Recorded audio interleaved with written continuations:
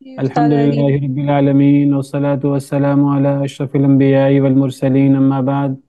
أعوذ بالله من الشيطان الرجيم من همزه ونفخه ونفثه. بسم الله الرحمن الرحيم رب اشرح لي صدري ويسر لي أمري واحلل عقدة من لساني يفقه قولي اللهم انفعنا بما علمتنا وعلمنا ما ينفعنا وزدنا علما.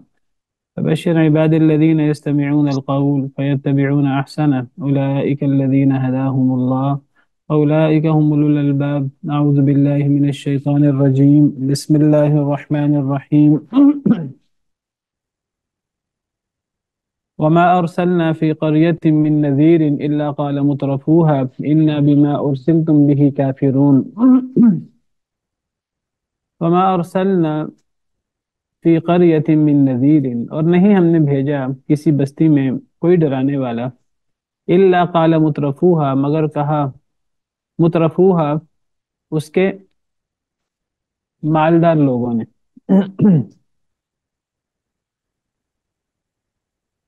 مترفو یہ اصل میں کیا ہے؟ مترفون، ایسے لوگ جن پر بڑی نعمتیں کی گئی اللہ کی طرف سے، بڑی آسائش کی گئی، اللہ کی خوب نعمتوں کا شکار رہے، ایسے لوگوں کو کہتے ہیں مترف۔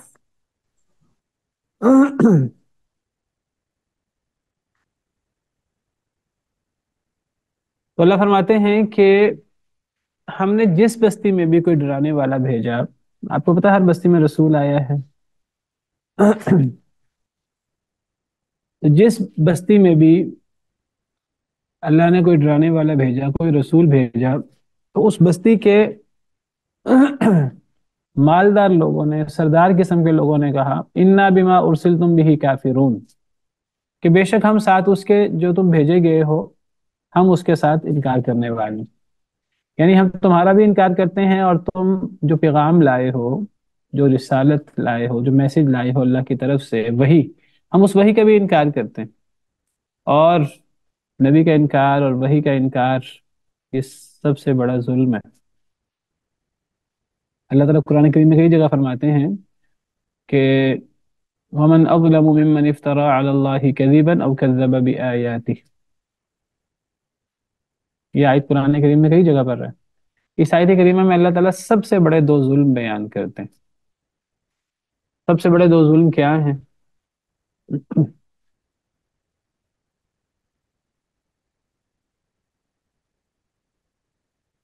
جی، سورہ نام میں بھی ہے، آیت نمبر 21، سورہ اعراف میں بھی، سورہ یونس میں بھی۔ تو سب سے بڑے دو ظلم کیا ہوئے؟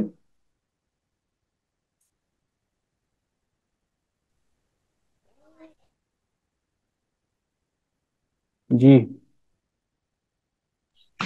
جی شیخ صاحب، ایک تو یہ کہ اللہ تعالیٰ کی جو آیات ہیں ان کو جھٹلانا، ان پہ افترا کرنا اللہ تعالیٰ کی آیات کو، اور دوسرا افطرا سب علی سے بڑا اللہ، ظلم۔ افطرا علی اللہ کذبا، اس سے کیا مراد جی ہوا؟ اللہ پہ جھوٹ باندھنا۔ جی، اللہ اپنی پہ طرف جھوٹ سے باندھنا، اللہ پہ جھوٹ باندھنا سب سے بڑا ظلم ہے، اور دوسرا اللہ کی آیتوں کو جھٹلانا۔ اللہ پہ جھوٹ باندھنے سے کیا مراد ہے؟ یعنی وہ چیزیں کہنا جو اللہ تعالیٰ نے نہیں کہیں، یعنی حلال کو حرام کر دینا، حرام کو حلال کر دینا۔ بالکل، بالکل ٹھیک۔ یہ اتنا بڑا ظلم ہے کہ اللہ پہ جھوٹ باندھنا۔ اللہ پہ جھوٹ باندھنا کیا ہے؟ آپ دین کے بارے میں وہ بات کہیں جو دین میں نہیں ہے۔ آپ دین کے نام پر جو بات کہیں گے اور وہ بات دین میں نہیں ہوگی، تو دین کی بات تو اللہ کی طرف سے ہوتی ہے۔ آپ کہہ دیں دین میں، کوئی بندہ کہہ دے مثلا دین میں دودھ پینا حرام ہے، مثال دے رہا ہوں، یا گوشت کھانا حرام ہے، یہ افتراء علی اللہ ہو جائے گا۔ کوئی بندہ یہ کہہ دے کہ جی مشرکین مکہ کہتے تھے کہ عبادت کرتے ہوئے، طواف کرتے ہوئے کپڑے نہیں پہننے چاہیے، دین کی بات ہے نا، تو اللہ پر افتراء ہے۔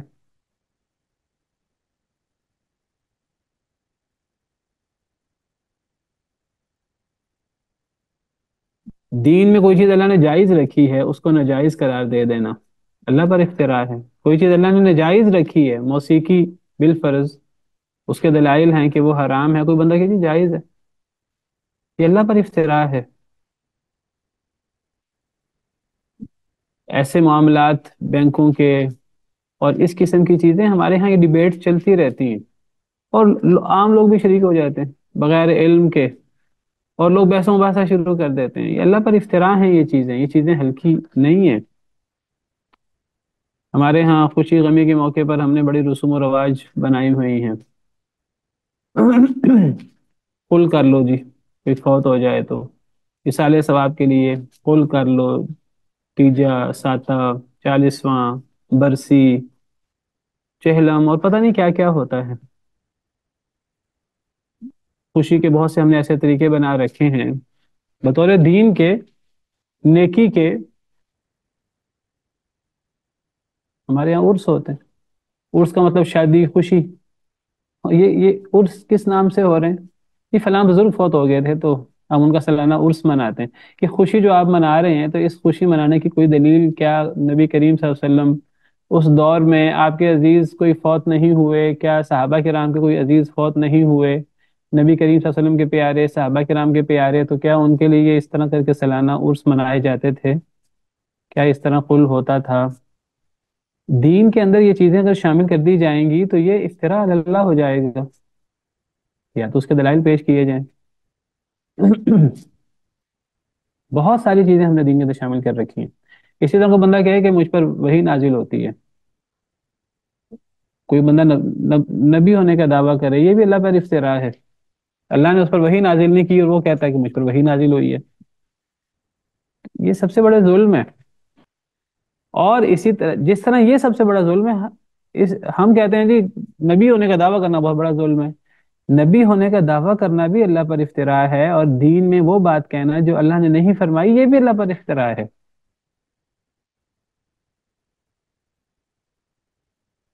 اور جس طرح جتنا بڑا ظلم یہ ہے، اتنا بڑا ظلم ہی اللہ کی آیتوں کا انکار کر دینا۔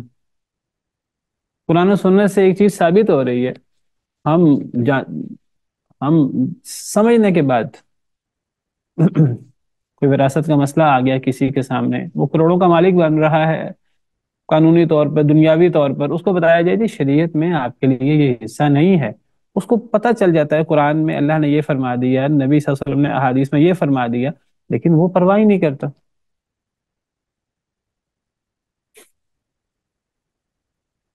اللہ کی آیتوں کو جھٹلانے میں آ جاتا ہے۔ کسی بندے کے سامنے یہ واضح کیا جائے کہ قرآن و سنت میں کہ روح سے فلاں چیز آپ کے لیے جائز نہیں ہے، وہ کہ جی کیسے جائز نہیں ہے، میں تو اس کا مالک بن رہا ہوں۔ یعنی کتاب و سنت کے احکامات کا انکار، اللہ کی آیات کا انکار، یہ چھوٹی چیز نہیں ہے، بہت بڑی چیز ہے، یہ سب سے بڑا ظلم ہے۔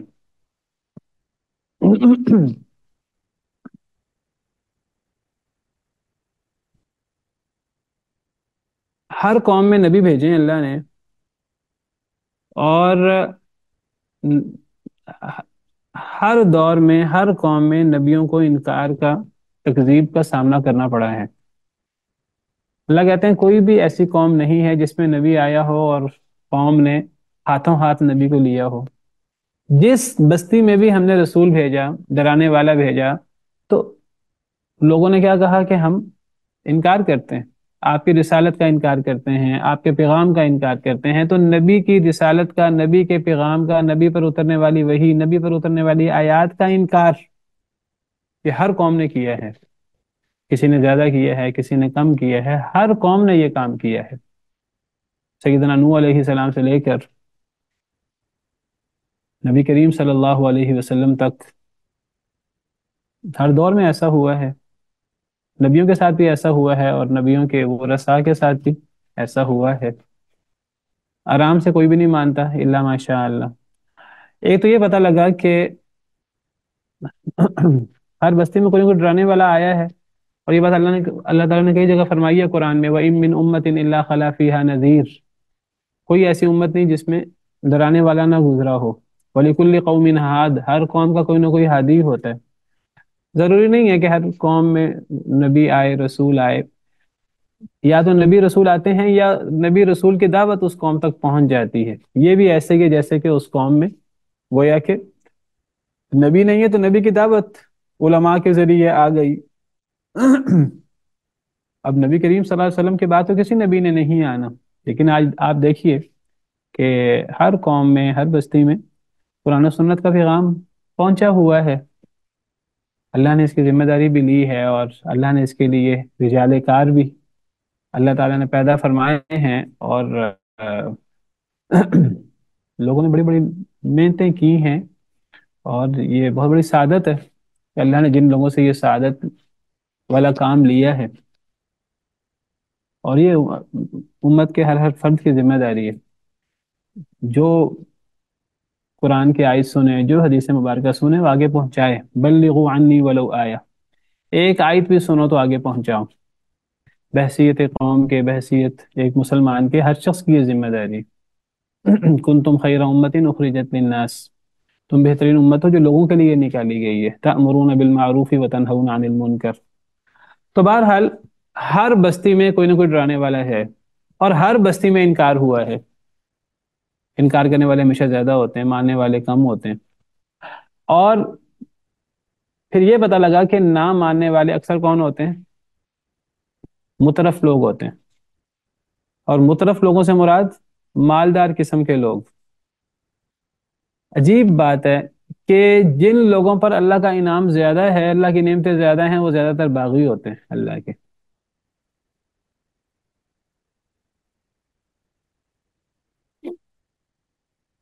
سورہ علق میں اللہ تعالیٰ فرماتے ہیں کلا ان الانسان لیطغی ان رآہ استغنی.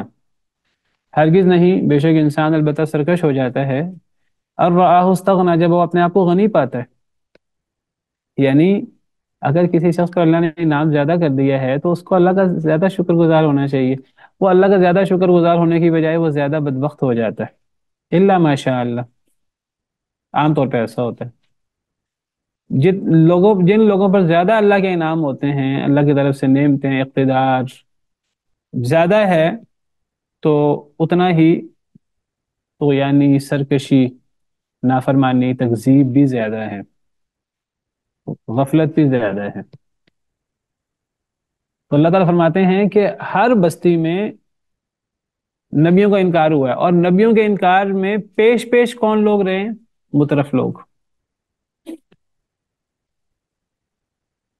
اب آپ ذرا دیکھیں، ہم کئی دفعہ کہتے ہیں کہ اگر اللہ تعالیٰ سب کو ہی نواز دیتے، اللہ تعالیٰ سب پر ہی نعمتیں نازل کر دیتے، تو اللہ کے لیے کیا مشکل تھی؟ اللہ کے لیے کوئی مشکل نہیں ہے.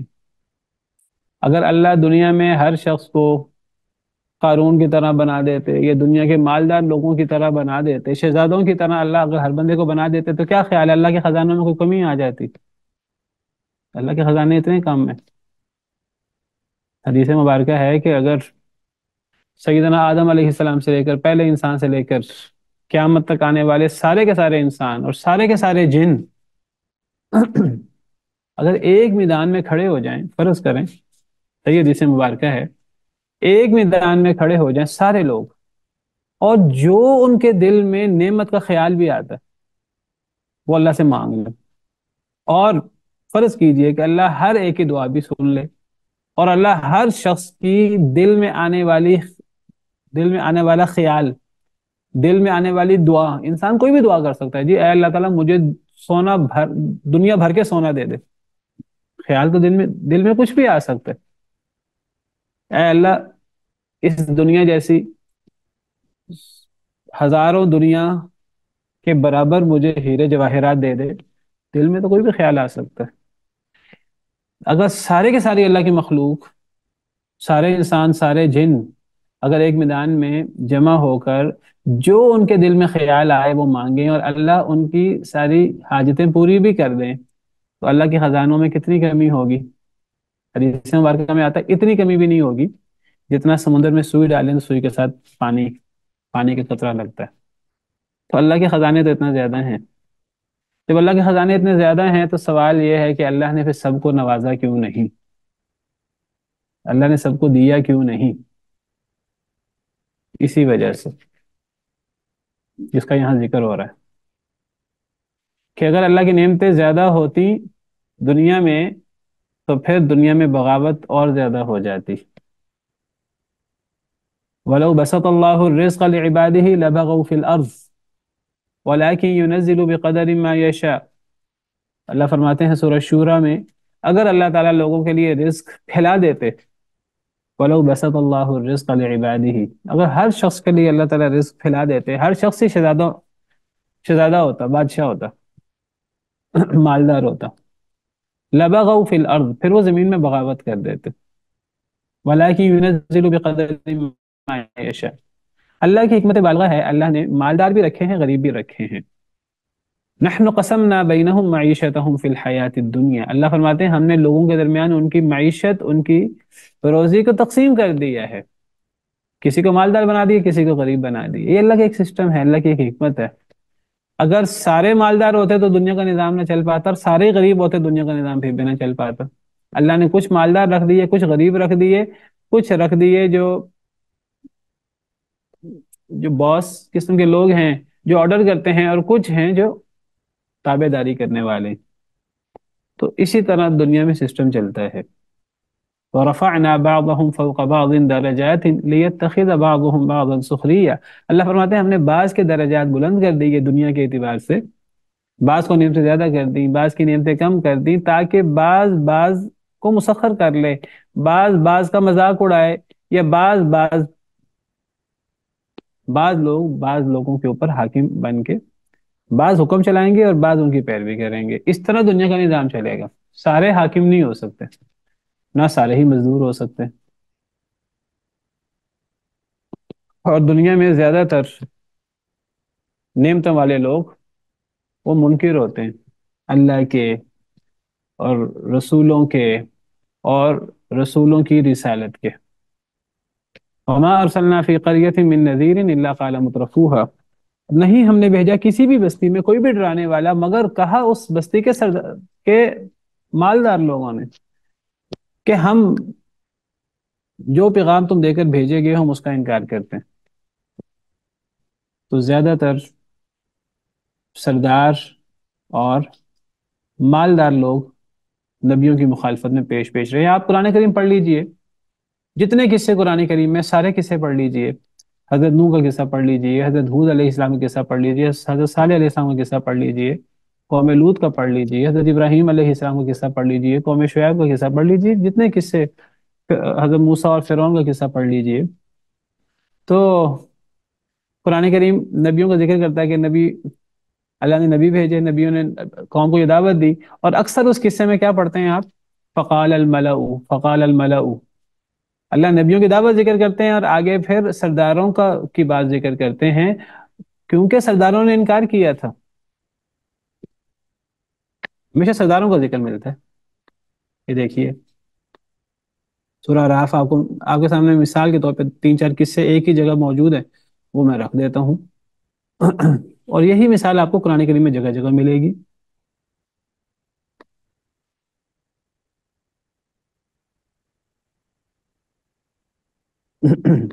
سورہ راف دیکھیے، سورہ راف آیت نمبر 59 میں حضرت نوح علیہ السلام کا قصہ ہے۔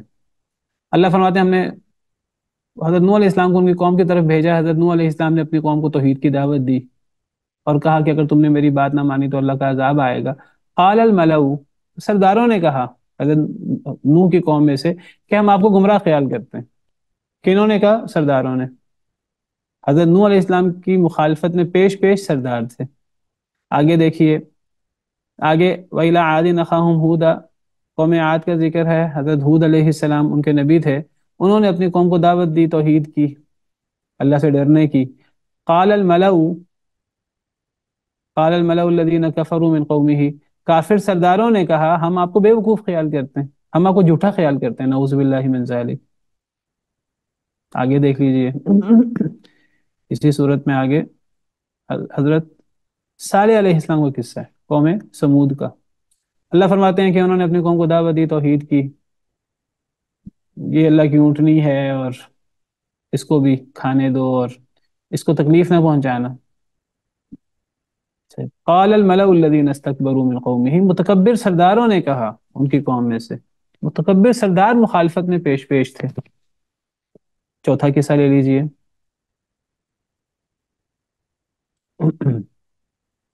قوم شعیب کا۔ وَإِلَىٰ مَدْيَنَ أَخَاهُمْ شُعَيْبًا، حضرت شعیب علیہ السلام اپنی قوم کو دعوت دیتے ہیں، یہ 3 آیتوں میں حضرت شعیب علیہ السلام کی دعوت کا ذکر ہے، اور آگے قال الملأ الذین استکبروا من قومہ، سرداروں نے کہا جنہوں نے تکبر کیا. یہ اسی طرح آپ قرآن کریم کے قصے پڑھ لیجئے، ہر قصے میں نبیوں کی دعوت آپ کو ملے گی، اور نبیوں کی دعوت کے جواب میں سرداروں کا جواب ملے گا، سرداروں کا اعتراض ملے گا، سرداروں کی مخالفت ملے گی. سرداروں نے جو نبیوں کو دھمکیاں دیں، جو نبیوں کو انہوں نے زبان سے تکلیف دی، تو سردار ہمیشہ پیش پیش رہے ہیں. تو سردار کون ہوتے ہیں؟ مالدار لوگ. تو زیادہ تر مالدار لوگ نبیوں کی مخالفت میں پیش پیش رہے ہیں، الا ماشاء اللہ. جی امجد صاحب.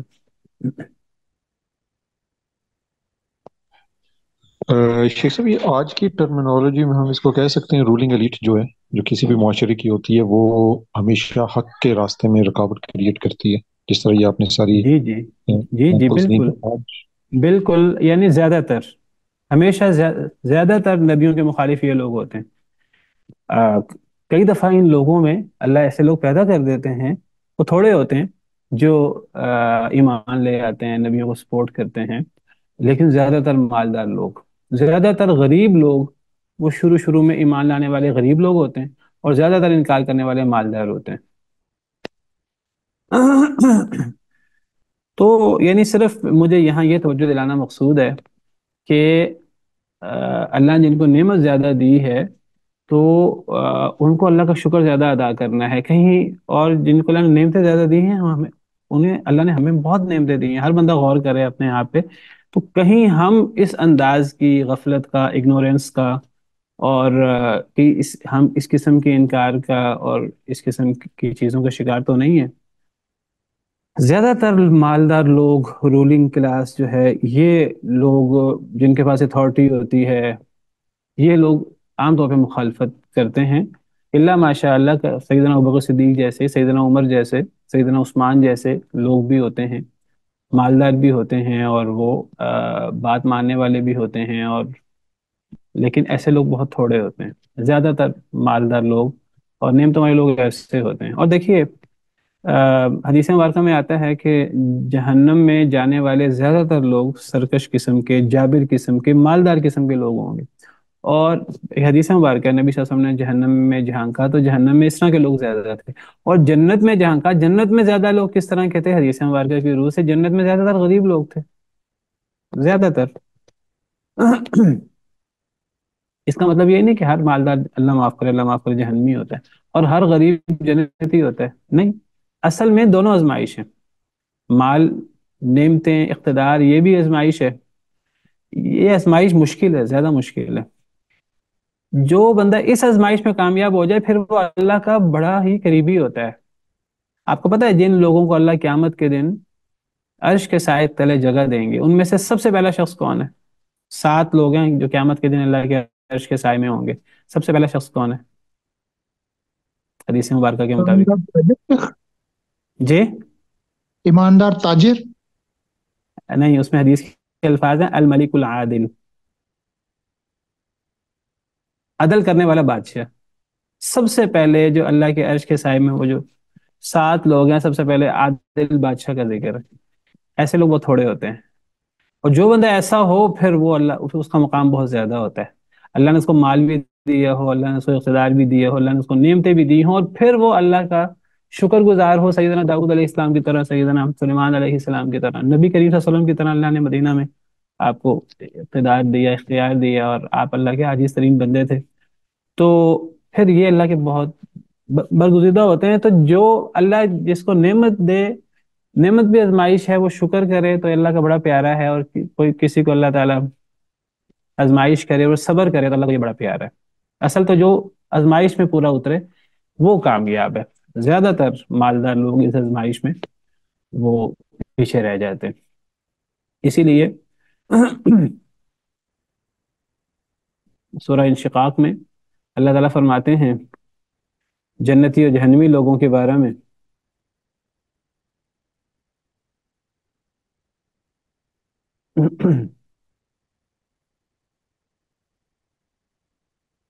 یا ایھا الانسان انک کادح الی ربک کدحا فملاقیہ، اے انسان تو اپنے رب کی طرف کوشش کرنے والا ہے، سخت کوشش کرنا، تو اس سے ملاقات کرے گا.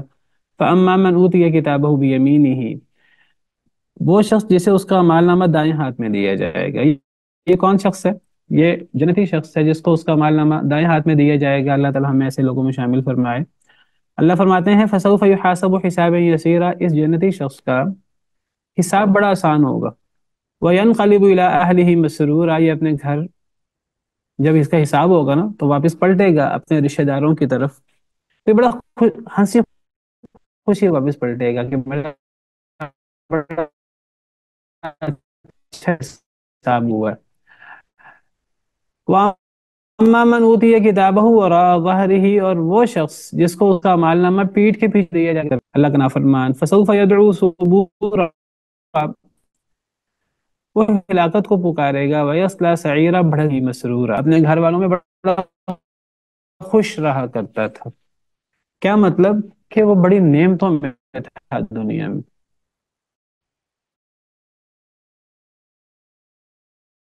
اور وہ دنیا میں غفلت کی زندگی گزار گیا. دنیا میں بڑا عیش پرست تھا. اللہ کے سامنے جب اس کا حساب ہوگا وہ بڑا ہنسی خوشی واپس پلٹے گا کہ یہ میرا بڑا اچھا حساب ہوا. لیکن جو جہنمی شخص ہے اس کے بارے میں اللہ فرماتے ہیں کہ یہ شخص دنیا میں، یہ جہنم میں داخل ہوگا، یہ دنیا میں بڑا خوش رہا کرتا تھا. دنیا میں اپنے گھر والوں میں اس کو کوئی فکر فاقہ نہیں تھا، کوئی پرواہ نہیں تھی، اللہ کا حکم کیا ہے، دین کا حکم کیا ہے، یہ اپنی نعمتوں میں مگن تھا. اسی طرح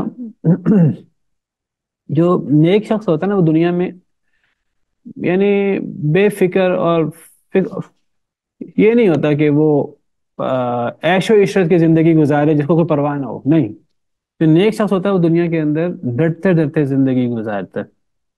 جنتی لوگوں کے بارے میں سورہ طور میں ہے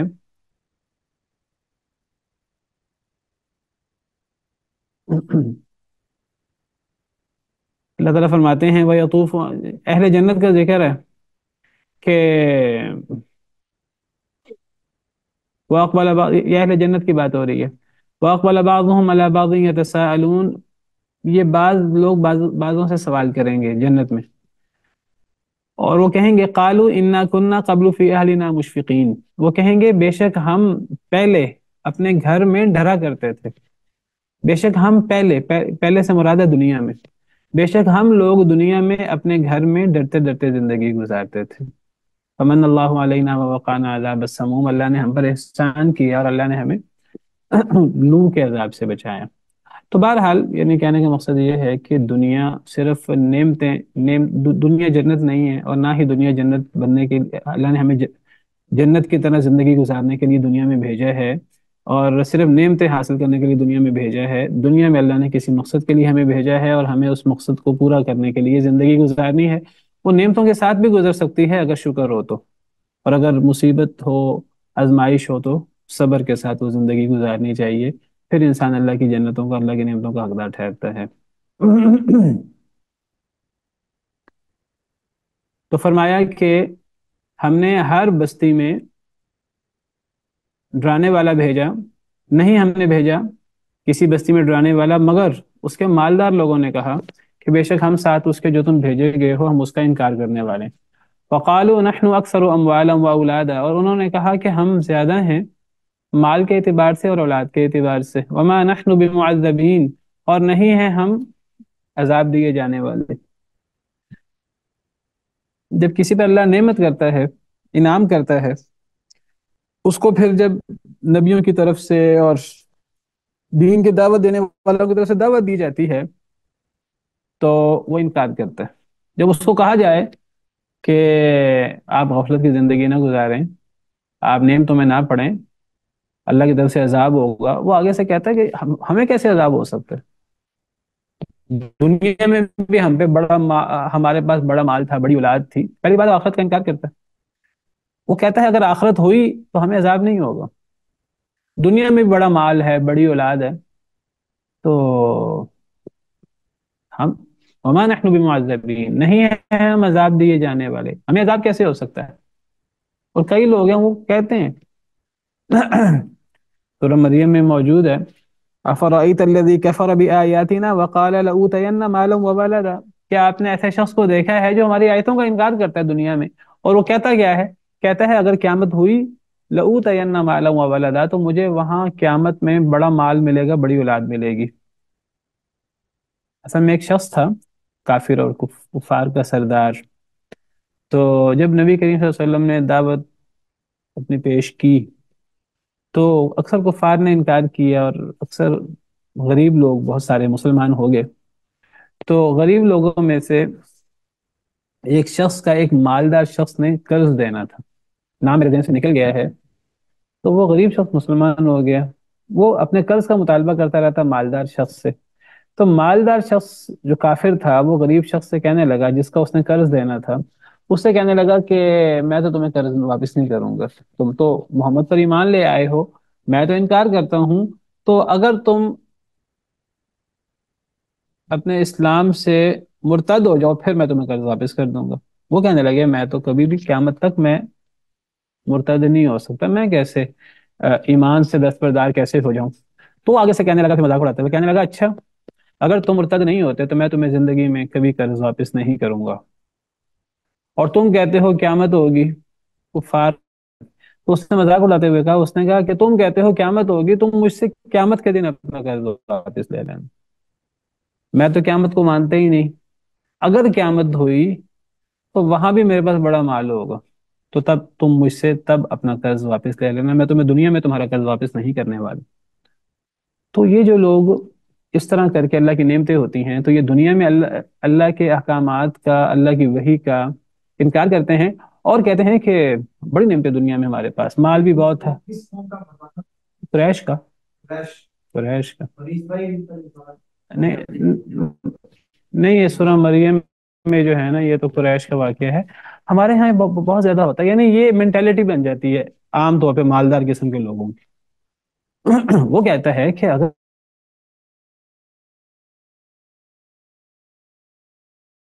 باقاعدہ مذاق اڑاتے ہوئے کسی کو ڈرایا جائے آخرت سے، اگلے جہاں میں دیکھ لیں گے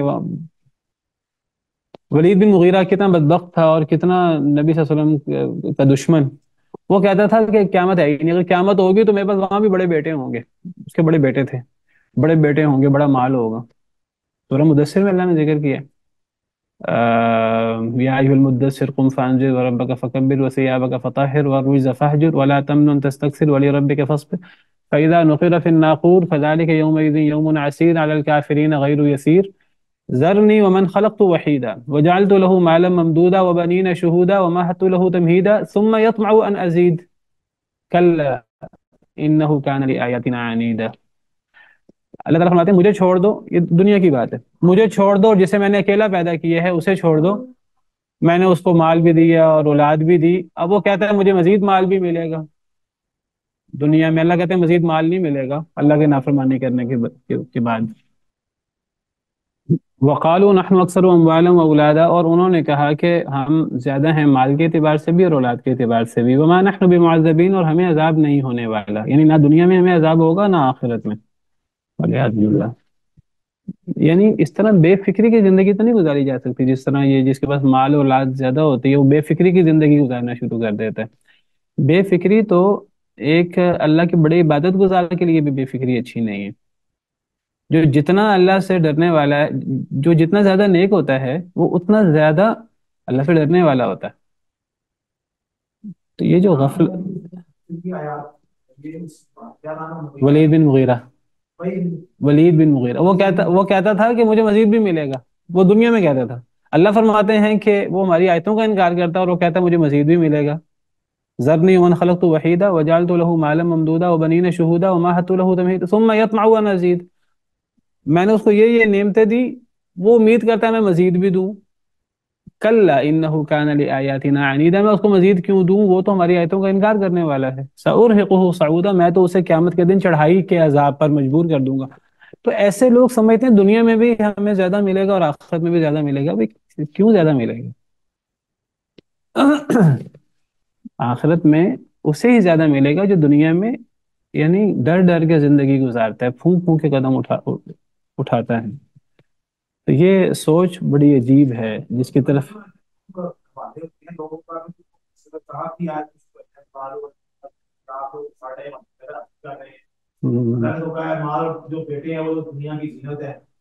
نہیں، وہ تو اللہ تعالیٰ نے وہاں اس کو آخرت کی نعمتوں کے بالمقابل اس کو زینت کہا ہے، وہ اچھے معنوں میں نہیں کہا۔ مال اور بیٹے دنیا کی زینت ہیں، والباقیات الصالحات خیر عند ربک ثوابا وخیر عملا۔ باقیات الصالحات مال اور بیٹے نہیں ہوتے ہمیشہ، یعنی تقابل کیا ہے کہ ایک ہے مال بیٹے، ایک بندہ ان کو دنیا کی زینت سمجھتا ہے، اصل چیز مال بیٹے نہیں ہے، اصل چیز ہے الباقیات الصالحات۔ اور الباقیات الصالحات کیا ہے؟ نیکیاں۔ مال بھی نیکی بن سکتا ہے اگر اللہ کے راستے میں خرچ ہو، اب یہ مال جو ہے یہ آخرت میں کام آئے گا اگر یہ الباقیات الصالحات میں شامل ہو گیا۔ بیٹے اگر وہ دین کے اوپر دین پر عمل کر رہے ہیں، صدقہ جاریہ انسان کے لیے بنتے ہیں، تو یہ بیٹے بھی الباقیات الصالحات ہیں۔ ہر مال اور بیٹا تو الباقیات الصالحات نہیں ہے۔ اصل اہمیت الباقیات الصالحات کی ہے، اصل اہمیت مال اور بیٹوں کی نہیں ہے۔ والباقیات الصالحات خیر عند ربک ثوابا وخیر عملا۔ تو یہاں یہی بتایا کہ مال اور اولاد پر فخر نہیں کرنا چاہیے ایک انسان کو، اصل چیز نیکی ہے، اور جو نیکی کرتا ہے پھر وہ فخر بھی نہیں کرتا۔ نیکی کے ساتھ تو عاجزی آتی ہے، اور جو مطلب نیکی کر کے فخر کرے یہ تو دنیا کے فخر سے بھی بڑا فخر ہے، والعیاذ باللہ۔ اب اللہ تعالیٰ فرماتے ہیں، دیکھیے آگے اس کا جواب دیتے ہیں، یہ جو مالدار لوگوں کا بہت بڑا ایک فتنہ ہے یہ، جی بڑا مال ہے، بڑی اولاد ہے، ہمیں عذاب نہیں ہوگا۔ اللہ فرماتے ہیں قل ان ربی یبسط الرزق لمن یشاء ویقدر۔ اے نبی صلی اللہ علیہ وسلم آپ فرما دیجیے کہ میرا رب پھیلاتا ہے رزق کو جس کے لیے چاہتا ہے اور تنگ کر دیتا ہے یعنی جس کے لیے چاہتا ہے۔ یعنی یہ مال و دولت میں فراخی اور تنگی یہ اللہ کی طرف سے، اس میں انسان کا کوئی ذاتی کمال نہیں ہے۔ ایک بہت بڑا مسئلہ ہمارے ہاں یہ بھی ہوتا ہے، ہم کہتے ہیں اصل میں یہ جو غریب ہے نا، اصل میں یہ لولے لنگڑے لوگ ہیں، اور ہم مالدار لوگ ہیں، ہم عقل مند لوگ ہیں، ہم نے تو بڑی محنت سے کمایا ہے۔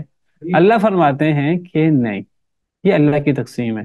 ضروری نہیں ہے کہ جس کے پاس فرض کریں صلاحیتیں زیادہ ہیں وہ مالدار بھی زیادہ ہوں، اور جس کے پاس کوئی صلاحیتیں کم ہیں تو مالدار بھی کم ہو۔ یہ اللہ کی تقسیم ہے۔ یہ دنیا کے اندر مال و دولت کے پیچھے اصل چیز اللہ کی تقسیم کا عطا فرمایا ہے۔ اصل چیز انسان کی اپنی نیچرلی آ گیا۔ اصل میں یہی فتنہ ہے نا بہت بڑا، یہ فتنہ ہے مال کا۔ مالدار لوگ سمجھتے ہیں کہ ہم بڑے عقل مند لوگ ہیں،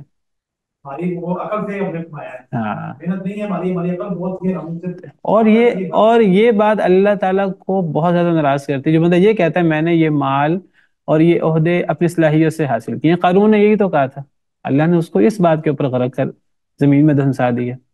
قال انما اوتیتہ علی علم عندی۔ اللہ کیا انعام ہے بھئی، آپ تو اپنی مرضی سے دنیا میں آئے نہیں، آپ کو کیا، آپ کے پاس کیا صلاحیتیں ہیں، وہ صلاحیتیں آپ نے خود اپنے آپ کو نہیں دی، اللہ نے آپ کو دی ہیں۔ اگر کوئی بندہ بڑا ذہین ہے، بڑا عقل مند ہے، اس کو یہ عقل کس نے دی؟ اللہ نے دی۔ سب سے پہلے اس کو اللہ نے پیدا کیا، اس کو یہ عقل مندی اللہ نے دی، تو اللہ کا شکریہ ادا کرے۔ تو اللہ فرماتے ہیں اے اللہ کے وسلم آپ فرما دیجئے میرا رب پھیلاتا ہے رزق کو جس کے لیے چاہتا ہے اور تنگ کرتا ہے یعنی جس کے لیے چاہتا ہے، ولیکن اکثر الناس لا یعلمون۔ اکثر لوگ اس بات کو جانتے نہیں، یعنی اکثر لوگ اس بات پر یقین نہیں رکھتے، وہ اپنے 2+2=4 کے اوپر یقین رکھتے ہیں، حالانکہ اصل اصول تو یہ ہے۔ اب دیکھیے یہ سوچ کیا ہے؟ یہ سوچ یہ ہے کہ جو مالدار لوگ ہیں نا، یہ سوچ اللہ معاف کرے مسلمانوں میں پائی جاتی ہے۔ آج ہم لوگ کئی دفعہ سوچتے ہیں کہ ہم نے ترقی کرنی ہے دنیا کے اندر، دنیا آخرت میں چلیں، ہمیں کیسے ترقی کرنی ہے۔ ہم جب بھی غور کرتے ہیں ہم کہتے ہیں کہ کون سا ماڈل اپنائیں۔ کوئی کہتا ہے کہ جی فلاں ماڈل اپنا لو امریکہ کا، کوئی کہتا ہے اسرائیل کا ماڈل اپنا لو، کوئی کہتا ہے سوئٹزرلینڈ کا ماڈل اپنا لو، کوئی کہتا ہے چائنا کا ماڈل اپنا لو، کوئی کہتا ہے انڈیا کا ماڈل اپنا لو۔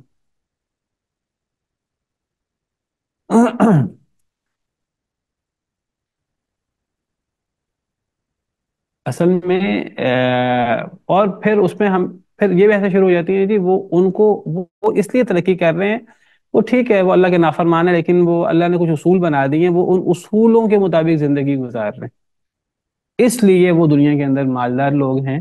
اور ہمیں بھی اگر آج دنیا میں ہمیں نیکی تقوی میں آگے بڑھنا کہ نہیں بڑھنا، اگر ہمیں دنیا میں دنیاوی معیشت کی ترقی کرنی ہے تو معیشت کی ترقی ہماری انہی اصولوں سے ہوگی جن اصولوں پہ چل کے چین نے ترقی کی ہے، جن اصولوں پہ چل کے امریکہ نے ترقی کی ہے۔ یہ ساری وہی سوچ ہے، اور یہی لوگ عام طور پر نبیوں کے مخالف زیادہ ہوتے ہیں، یہ مترف لوگ جو ہیں۔ تو اللہ تعالیٰ فرماتے ہیں اے نبی صلی اللہ علیہ وسلم آپ اعلان کر دیجئے کہ یہ رزق کی فراوانی اور رزق کی تنگی اللہ کی وجہ سے ہے، یہ اللہ کے ہاتھ میں ہے، ولیکن اکثر الناس لا یعلمون، اکثر لوگ اس کو جانتے نہیں، اکثر لوگ اس کے بارے میں افراط و تفریط کا شکار ہیں۔ وما اموالکم ولا اولادکم باللتی تقربکم عندنا زلفا، اور نہیں ہے تمہارا مال اور نہ تمہاری اولاد وہ جو قریب کرے تمہیں ہمارے نزدیک قرب میں۔ اللہ فرماتے ہیں تمہارا مال تمہاری اولاد کبھی بھی تمہیں ہم سے قریب نہیں کر سکتی۔ کوئی بندہ کتنا مالدار ہے اللہ کو اس کی کوئی پرواہ نہیں، نہیں ہے تمہارا مال اور تمہاری اولاد باللتی، ماں کے بعد با آتا ہے، اس با کا ہم اردو میں ترجمہ نہیں کرتے، نہیں ہے تمہارا مال، تمہارے مال اور تمہاری اولادیں وہ جو قریب کریں تمہیں ہم سے، یعنی اللہ سے، زلفا تقرب میں، الا من آمن وعمل صالحا، مگر جو ایمان لائے اور جو نیک عمل کرے۔ اصل اللہ کے قریب تو ایمان اور عمل صالح سے بندہ ہوتا ہے، اللہ کے قریب بندہ ایمان اور عمل صالح سے ہوتا ہے، اور یاد رکھیے ایمان اور عمل صالح سے ہی دنیا بھی بنتی ہے اور آخرت بھی بنتی ہے۔ اور یہ تصور کہ اللہ ناراض بھی ہو جائیں، کچھ دنیا میں ایسے اصول اللہ نے بنا دیے ہیں، اب وہ اصول مسلمانوں کے لیے بھی ہیں، کافروں کے لیے بھی ہیں، ایک بندہ اللہ کا کتنا بڑا نافرمان ہے، بس وہ ان اصولوں پر عمل کر کے وہ دنیا کی ترقیاں حاصل کر سکتا ہے، اور اگر ہمیں بھی دنیا کی ترقی حاصل کرنی ہے ہم بھی وہ اصول اپنا لیں، بڑی غلط سوچ ہے۔ اگر دنیا میں کچھ لوگ، کچھ ملک، کچھ لوگوں کے پاس مال ہے اور اللہ کو ناراض کر کے مال ہے، تو کبھی نہ سمجھیے کہ وہ مال انہوں نے اپنی صلاحیت سے کمایا ہے۔ اور پھر لوگ قرآن کی آیت پیش کرتے ہیں جی وَلَيْسَ لِلْإِنسَانِ إِلَّا مَا سَعَىٰ، انسان کو وہی ملے گا جو انسان نے کوشش کی۔ بھئی یہ آیت آخرت کے حوالے سے ہے، دنیا کے حوالے سے لازماً یہ لازم نہیں ہے کہ انسان جو کوشش کرے انسان کو وہ ملے۔ دنیا میں اللہ اپنے نافرمان کو بھی دے دیتے ہیں اور اپنے فرمانبردار کو بھی دے دیتے ہیں۔ دنیا میں کسی کے پاس مال ہونا یہ کوئی اللہ کی راضی ہونے کی دلیل نہیں ہے، اور کوئی ایسے ہارڈ اینڈ فاسٹ رول نہیں ہے دنیا میں طے شدہ کہ اللہ بھی ان اصولوں کی خلاف ورزی نہیں کرتے۔ ایک اللہ کا نافرمان بھی اگر وہ اصول اپنائے گا تو وہ دنیا کا مالدار ہوگا۔ یہ آج اللہ معاف کرے بہت سارے مسلمانوں کی یہ سوچ ہے، مٹیریلسٹک سوچ ہے، یہ صحیح نہیں ہے۔ یہ ایسے کہتے ہیں اللہ کسی پہ دیا نہیں کرتا، غلط بات، اس کا مطلب یہ اس کی کوئی دلیل نہیں، اللہ کسی پہ دیا نہیں کرتا۔ دیکھیے آخرت میں اللہ کسی کی محنت ضائع نہیں کرے گا، یہ آیت آخرت کی ہے، اکثر یہ آیت پیش کی جاتی ہے، میں آپ کے سامنے یہ آیت کریمہ رکھ دیتا ہوں، ذرا دیکھ لیجئے، یہ آیت کریمہ دنیا کے حوالے سے نہیں ہے۔ یہ دیکھیے یہ ہر صحیفے میں قرآن کی آیت، یہ ہر صحیفے میں یہ موجود ہے، وَلَيْسَ لِلْإِنسَانِ إِلَّا مَا، اور یہ آخرت کے حوالے سے ہے، یہ سورہ نجم میں موجود ہے۔ یہ دیکھیے اللہ فرماتے ہیں أَمْ لَمْ يُنَبَّأْ بِمَا فِي صُحُفِ مُوسَىٰ، کیا اصل میں اس شخص کی بات ہو رہی ہے جو خرچ نہیں کرتا، جو روک روک کے مال رکھتا ہے، وہ سمجھتا ہے مال میں روک روک کے رکھوں گا تو میرے پاس مال بڑھ جائے گا۔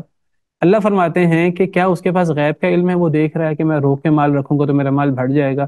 کیا اسے خبر نہیں دی گئی جو حضرت موسیٰ کے صحیفوں میں ہے، جو حضرت ابراہیم کے صحیفوں میں ہے، جنہوں نے پورا کیا اللہ کے ہر وعدے کو؟ اللہ تزیر وازرۃ وزر اخری، حضرت موسیٰ کے اور حضرت ابراہیم کے صحیفوں میں کیا ہے کہ کوئی بوجھ اٹھانے والی کسی دوسری کا بوجھ نہیں اٹھائے گی، اور حضرت موسیٰ حضرت ابراہیم کے صحیفوں میں یہ بھی ہے وَلَيْسَ لِلْإِنسَانِ إِلَّا مَا سَعَىٰ، نہیں انسان کے لیے مگر جو انسان نے کمائی کی۔ اور ان صحیفوں میں کیا ہے وَأَنَّ سَعْيَهُ سَوْفَ يُرَىٰ، اور انسان کی کوشش انسان کو دکھائی جائے گی، ثُمَّ يُجْزَاهُ الْجَزَاءَ الْأَوْفَىٰ، پھر انسان کو پورا پورا بدلہ دیا جائے گا۔ یہ ساری آخرت کی بات ہے۔